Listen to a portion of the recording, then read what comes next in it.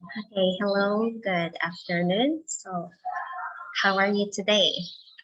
For class today, we will tackle about Confucianism. Okay, but before we start, I want to ask you, what have you know about Confucianism, or what is your idea about Confucianism? Okay, what are the things that make you remember when you hear the word Confucianism? Okay, okay, I want you to think of that as we start our discussion. Okay, Confucianism. So, first, what is Confucianism? Now, let's go on.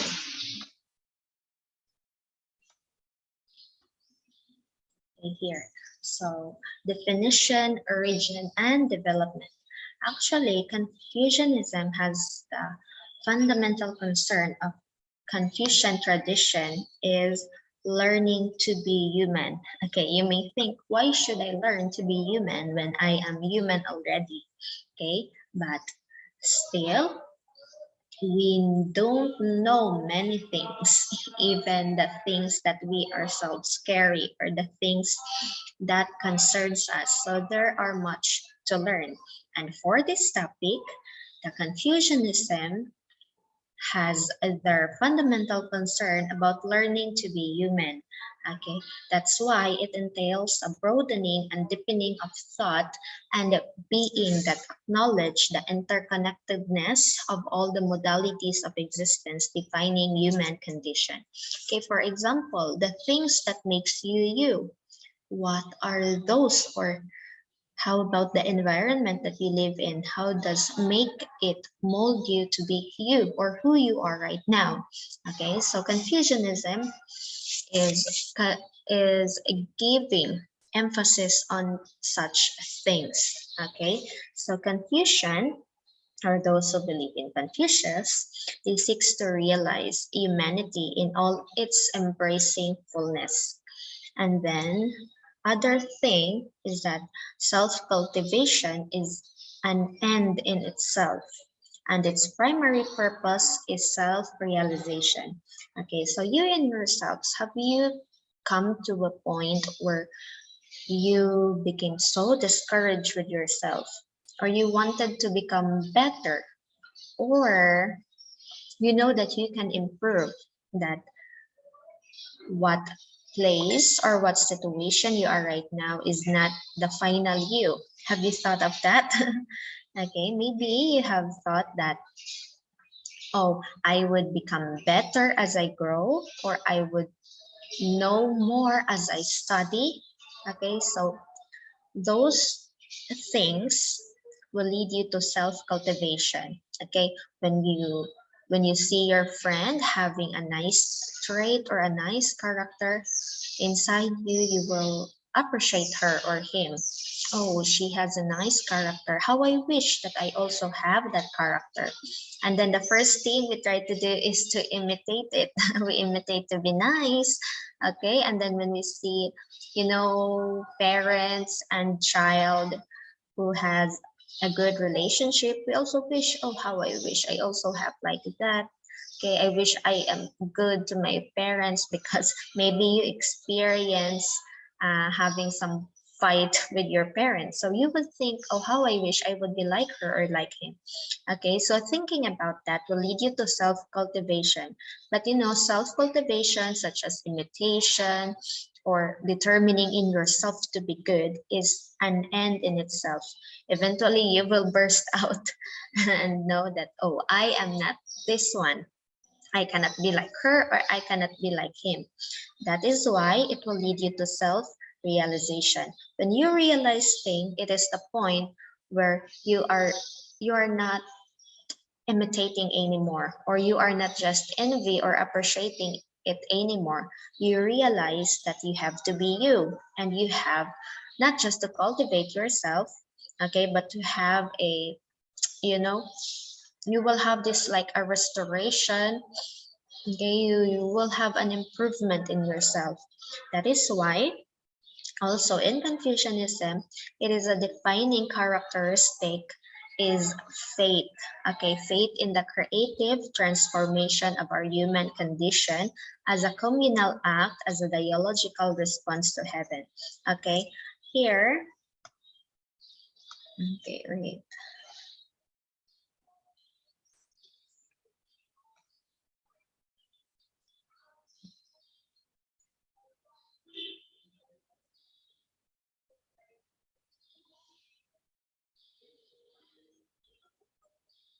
Okay, here, I want you to focus this one.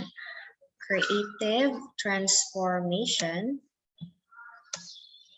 of our human condition. Okay, of our human condition. So why? Because we in ourselves, we know that as human as we are, we still fall into failures. And then as young as we are, as young as you are on the way, or you are in the transit of transformation. Okay, you may acquire many things, good things or bad things, but all of those are for your transformation, for you to be better. That is why here it goes on and says act, communal act. Okay, what does it mean? So it means it includes your environment, the persons around you already, because you yourself, the way you act, the way you behave will not just influence you. Eventually, it will influence your parents, the mood of your mother, your father, your brother and sisters, and even the community. The way they see you will also reflect, the way they see you or the way you are will reflect to them. Okay, that is why it also has a dialogical response to heaven as our source. So that's how the Confucianism goes. Now let's go on to know more. Okay, this one, let's go. Okay, wait.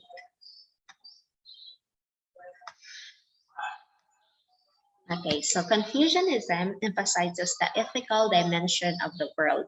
It gives primary attention to human relationship, thus advocating social values and ideas which should serve as foundation of Chinese society. Okay, and then Confucianism, also known as Ruism, is described as tradition, a philosophy, a religion, a humanistic, a rationalistic religion, a way of governing, or simply a way of life, or the way of life, which they call also as Tao, a way of life. So that's how Confucianism goes. Okay, here.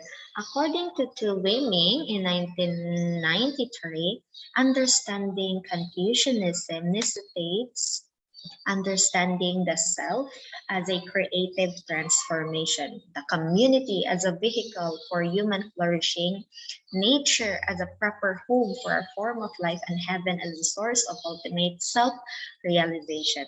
Okay, in this part, here are the four dimensions of humanity. We have the self.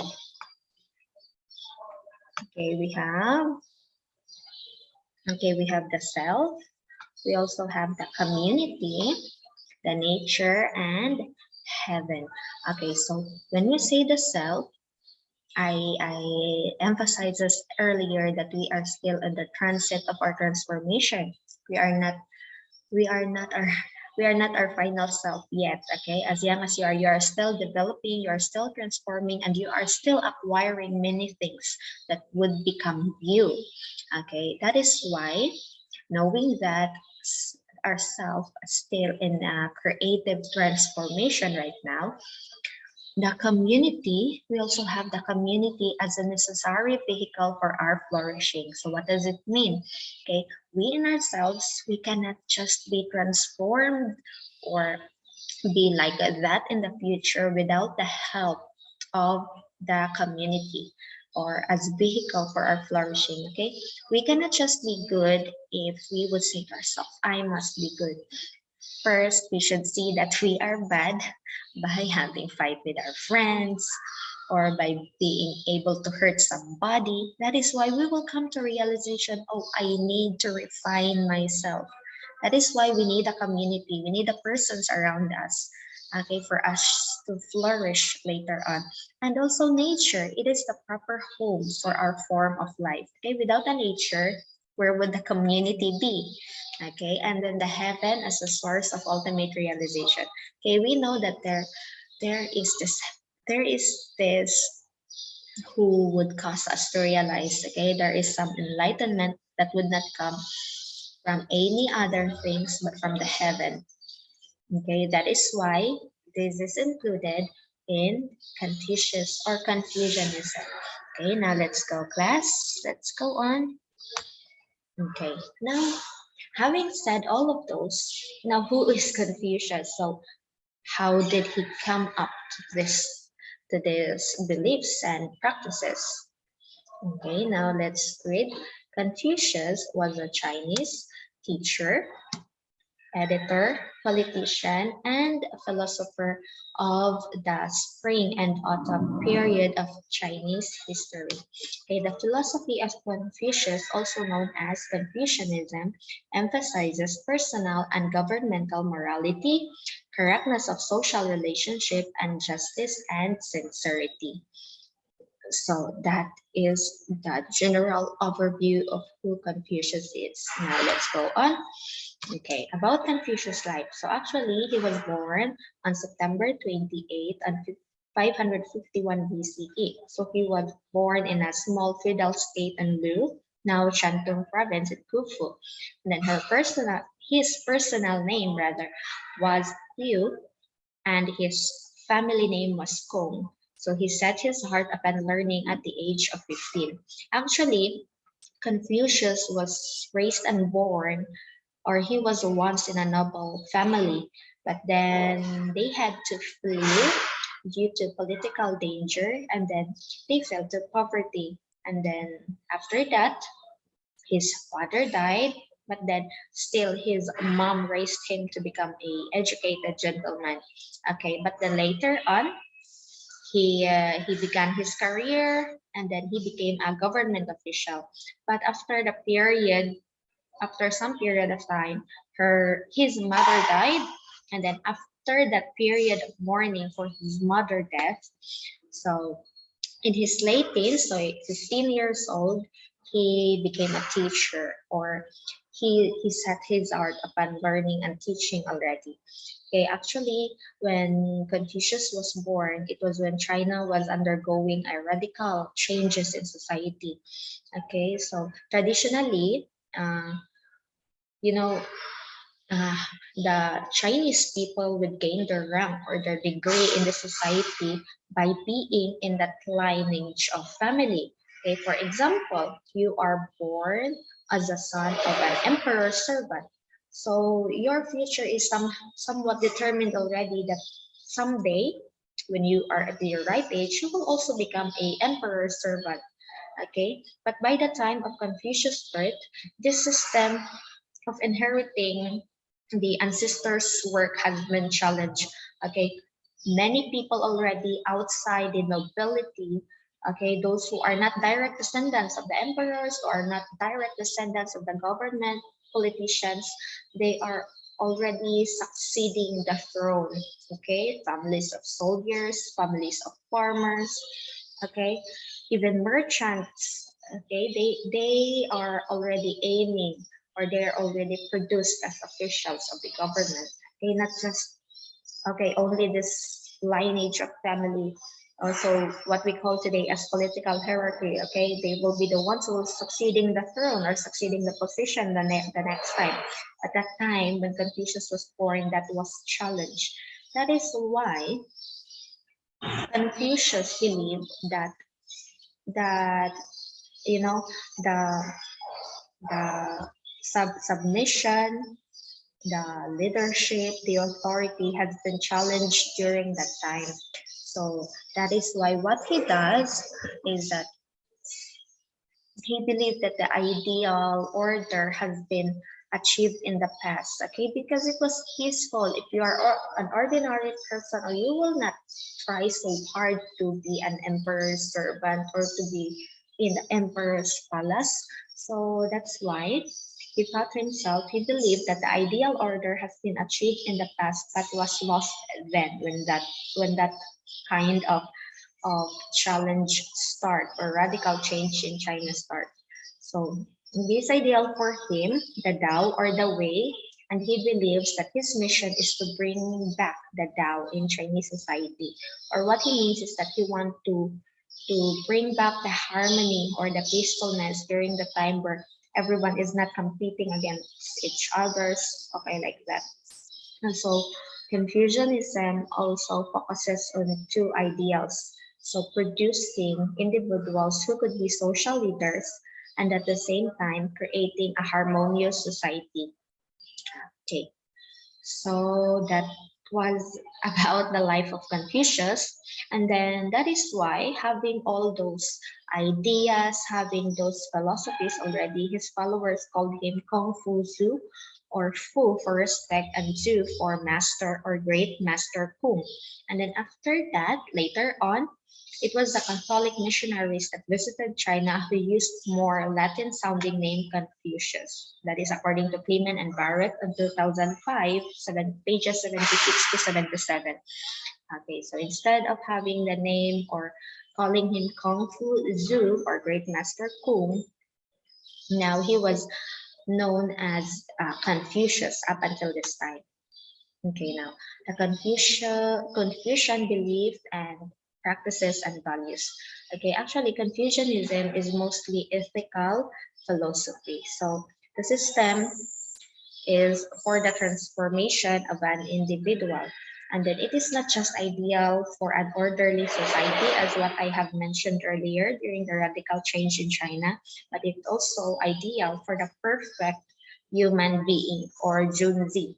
Okay, you may say that, oh, teacher, there is no perfect human being, but as Confucianism believes, so this is ideal. So these are their goals.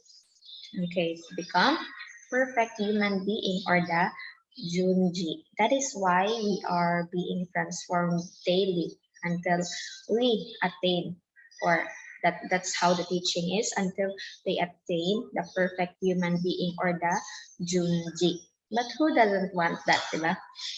Okay, so next, Confucius values individual and understand them as an interwoven with many people.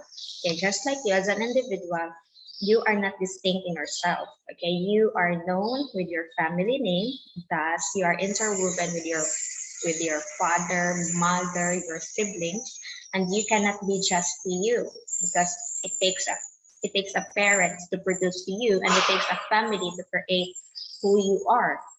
That is why an individual is interwoven with many people, and human beings are their relationship. That is why there's a saying that tell me who your friends are and I'll tell you who you are. Because we are human beings are their relationship. So what we are, what our friends are, that is us. While all relationship is important, their degrees of importance are not the same. So actually there are distinctions or their distinctions are determined by personal or some social factors. Okay, for example, your father might be so much important to your mother, but if I'm not related to you, if I don't have any personal factors or I don't work together with your father or I don't know him, then I will not give importance to him. Thus, the importance here is determined by personal or social factors.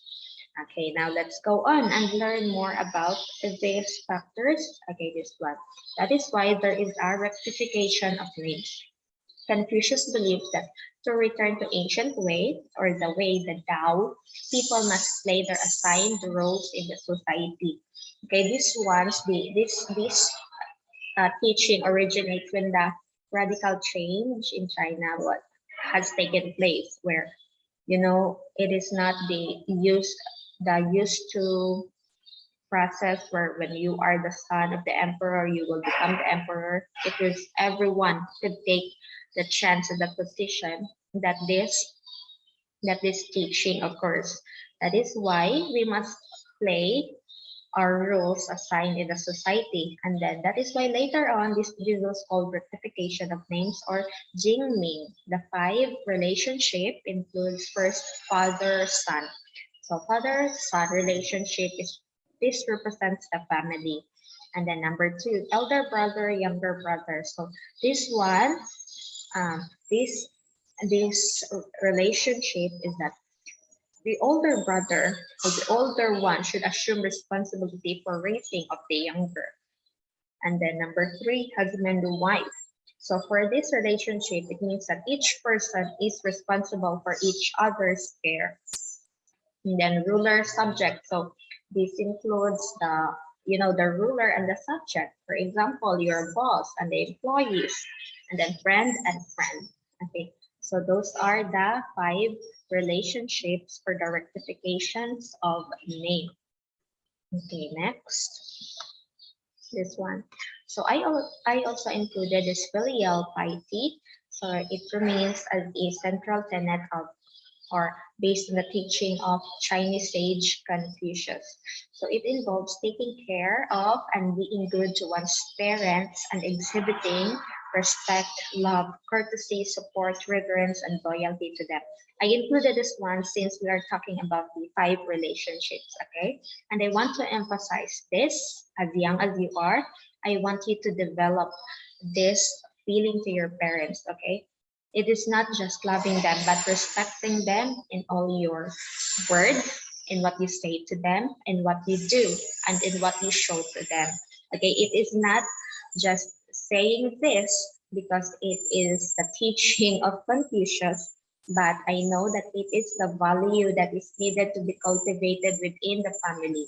Because as I have observed, many young ones today are not so respectful to the elderly ones or to their parents. That is why you studying this class and studying this topic, I want you to first have a have a the self cultivation regarding this if you are not, and if you are already, I want you to have self realization and how you do it more or to express it more to your parents. Okay, next. Okay, let's proceed to the 5 constants. Actually, the 5 constants are also known as 5 classical virtues or wuchang.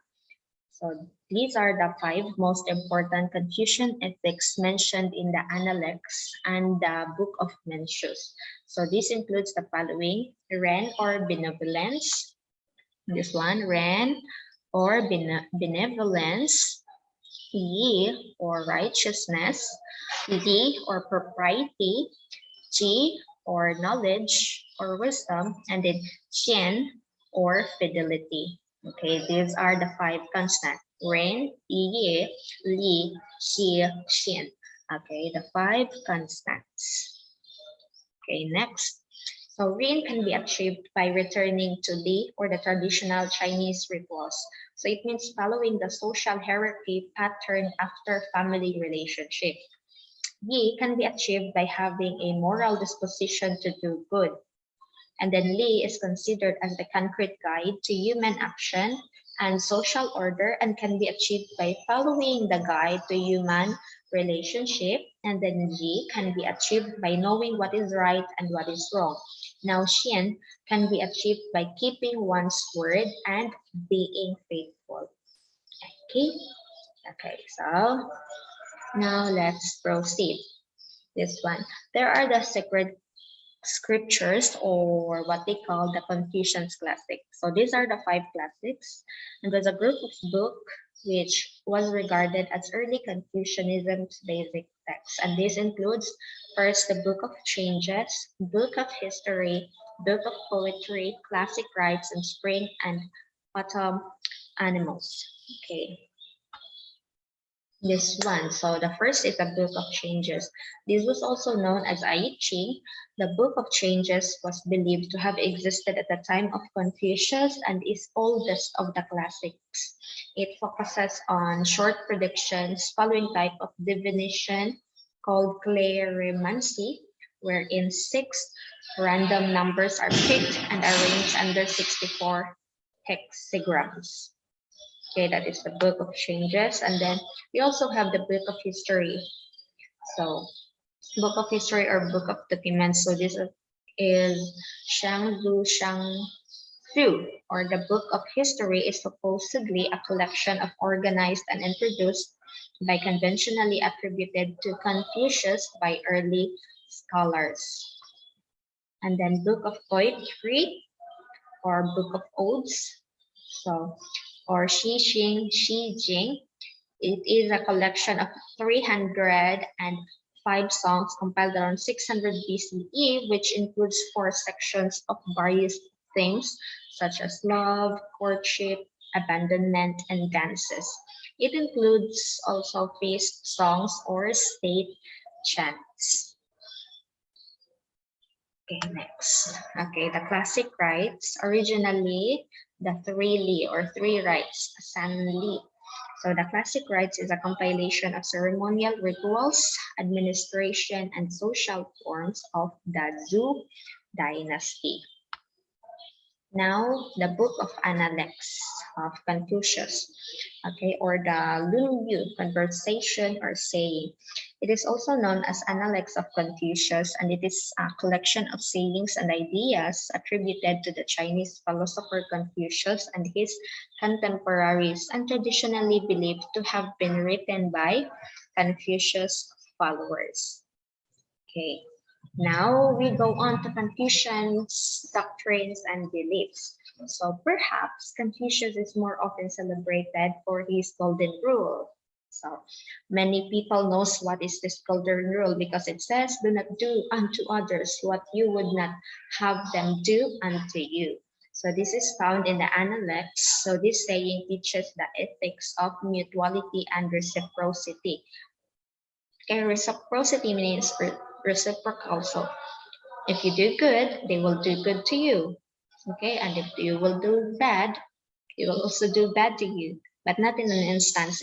It is like, you will reap what you sow. If you plant goodness, then eventually later on in your life, you will receive goodness.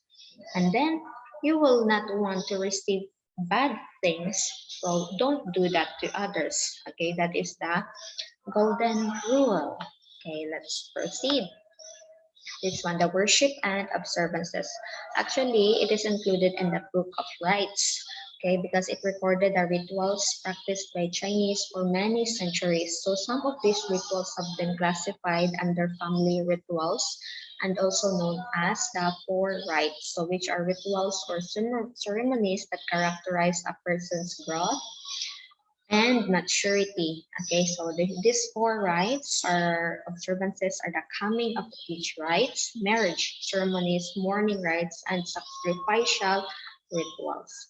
So for the four rites, first is the coming of age rites, are ceremonies held to signify that a young person has reached the marriageable age and could join the different activities of his or her clan as an adult.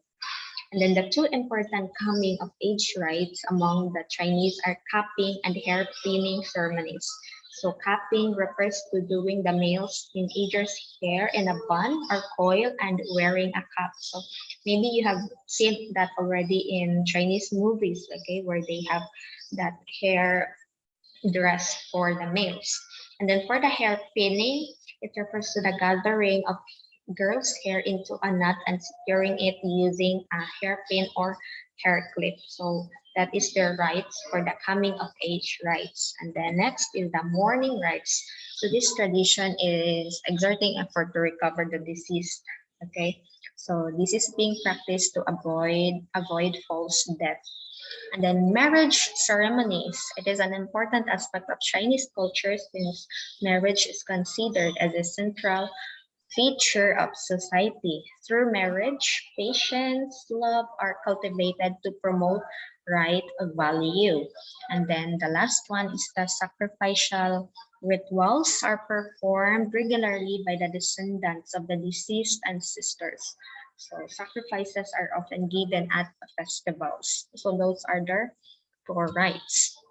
Now I have quoted some quotes of Confucius. First, everything has its beauty, but not everyone sees it. Number two, want you to be everything that's you, deep at the center of your being. Okay, before you embark on a journey of revenge, dig 2 graves and never do to others what you would not like them to do to you. Okay, so as you can see in this quotes, it is really focusing on the ethical value of an individual. Okay, next. So the Confucius Temple. Okay, so I hope you really learned something in our topic. I don't want you to just learn about the definition or who Confucius is or what is Confucianism, but I want you to have a self-realization regarding the characteristics and ideas that Confucianism wants to impart to us. Okay, I am not like wanting you to really just see from the surface, oh, this is Confucianism. I want you to see in your point of view, okay, just as Confucius have held in his hand the ethical value of a person, okay, most especially the relationship. So I want you to focus on that, and later on, I will give an activity for you to answer. Okay, thank you for listening, class. Have a good day, keep safe, and God bless.